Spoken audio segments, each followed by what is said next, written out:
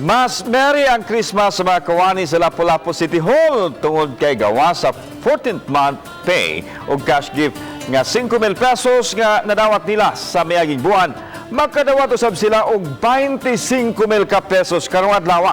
Kinihuman kadawat ang Lapu-Lapu City Hall sa Seal of Good Local Governance Award nato Nobyembre 5 nining tuiga.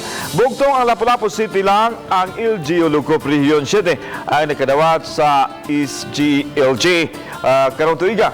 Lakip sa mga makadawat sa 25,000 pesos karon mao ang mga regular, casual o confidential employees sa Lapu-Lapu City Hall.